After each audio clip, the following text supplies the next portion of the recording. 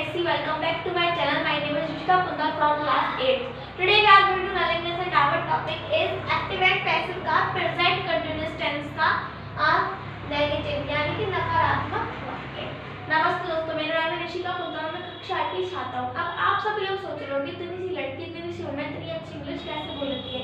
तो अगर आपको भी इतनी अच्छी इंग्लिश बोलनी सीखनी है तो मेरे चैनल को लाइक करें, सब्सक्राइब करें और ज़्यादा से ज़्यादा लोगों तक शेयर करें। तो चलिए स्टार्ट करते हैं हमारी आज की वीडियो। सो गाइस, आप सभी को पता है हमारा टॉपिक चल रहा है एक्टिव एंड पैसिव का प्रेजेंट कंटीन्यूअस टेंस के। और क्योंकि प्रेजेंट कंटीन्यूअस टेंस के 4 भाग होते हैं, मैंने आपको कल बताया था, चाहे वो सिंपल हो या फिर वो एक्टिव एंड पैसिव का हो। ठीक है, पहला होता है अफर्मेटिव, दूसरा नेगेटिव, तीसरा इंटरोगेटिव, चौथा इंटरोगेटिव प्लस नेगेटिव। सो अफर्मेटिव में आपको पढ़ा चुकी हूँ। आज का हमारा टॉपिक है नेगेटिव यानी कि नकारात्मक वाक्य। अब देखिए, इसमें वैसे तो कुछ नहीं है, अगर हम इसको सिंपल में बनाएंगे यानी कि इसकी ना 2 ट्रिक्स हैं। तो ट्रिक नंबर फर्स्ट है subject plus is plus not plus verb की फर्स्ट फॉर्म में आईएनजी प्लस ऑब्जेक्ट। ठीक है, ये तो इसकी सिंपल की ट्रिक हो गई। अगर हम इस सेंटेंस को सिंपल में बनाएंगे तो मैं किताब नहीं पढ़ रहे हो, तो किस तरीके से बनेगा, जैसे हम सिंपली बनाते हैं सेंटेंस उसी प्रकार से बनेगा। ठीक है, so you are not reading a book, तुम एक किताब नहीं पढ़ रहे हो। You are not reading a book. ठीक है, अगर हम इसको सिंपल से बनाएंगे तो ये इस तरीके से बन जाएगा, you are not reading a book. ठीक है, हेल्पिंग वर्ब इसमें आर यूज हो गई और इसमें वर्ब की फर्स्ट फॉर्म में आईएनजी लग गई, रीड में आईएनजी जुड़ गई तो रीडिंग हो गई।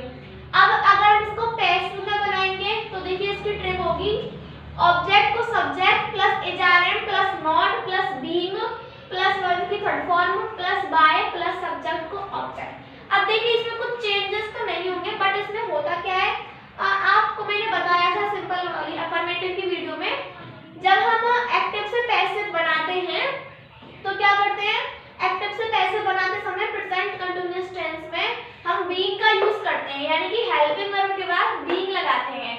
अफर्मेटिव में हमने क्या किया था, हेल्पिंग वर्ब के बाद बीइंग लगाई थी और बीइंग लगती भी है इसमें, हेल्पिंग वर्ब के बाद बीइंग लगती है। ठीक है, बट इन नेगेटिव में क्या होता है, यानी कि नकारात्मक वाक्य में होता है जब हम एक्टिव पैसिव बनाते हैं, प्रेजेंट कंटीन्यूअस टेंस का पैसिव टेंस बनाते हैं, अगर उसमें बीच में नहीं शब्द आ जाए यानी कि नॉट आ जाए तो हम हेल्पिंग वर्ब के बाद तो नॉट लगाएंगे और फिर नॉट के बाद बीइंग का यूज होगा।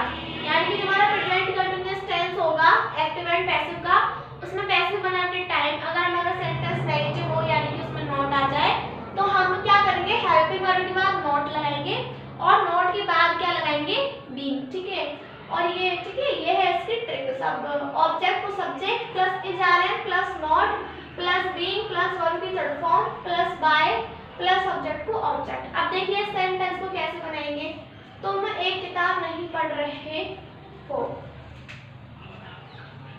ए book is not being reading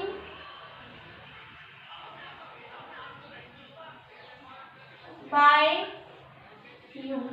ठीक है, ए book is not being reading by you. अब देखिए क्योंकि सेंटेंस में नहीं आ रहा था, यानी कि सेंटेंस हमारा किसका था, नेगेटिव का, और उसमें नहीं आ रहा था, तो इसलिए हमने क्या किया था, मैंने जैसे कि अभी आपको बताया था, हमने हेल्पिंग वर्ब के बाद क्या लगाई, नॉट, और नॉट के बाद बीइंग का यूज किया। यानी कि सिंपल है, हमको जब अगर हमारे सेंटेंस में प्रेजेंट कंटीन्यूअस टेंस हम बनाते हैं, अगर उसका सिंपल से यानी कि एक्टिव से पैसिव बनाते टाइम अगर हमारा टेंस प्रेजेंट कंटीन्यूअस का हो और उसमें नहीं शब्द आ जाए तो हम पहले हेल्पिंग वर्ब लगाएंगे, हेल्पिंग वर्ब के बाद नॉट लगाएंगे, नॉट के बाद बीइंग का यूज करेंगे। ठीक है, बस आपको इतना याद रखना है। ठीक है, और क्योंकि हम जब सब्जेक्ट को ऑब्जेक्ट में बदलते हैं तो तुम का तुम, यू, तुम की मीनिंग क्या होती है, स्पेलिंग क्या होती है, यू, और जब हम सब्जेक्ट को ऑब्जेक्ट में बदलते हैं तो यू का यू ही रहता है, वो चेंज नहीं होता है, आपको पता ही होगा। और हेल्पिंग वर्ब इसमें हमने इसमें इज लगाई है, और क्योंकि इसमें ना रीडिंग नहीं आएगी क्योंकि इसमें वर्ब की थर्ड फॉर्म यूज होती है, तो मैं भूल गई थी, सॉरी गलती से मिस्टेक हो गई मुझसे।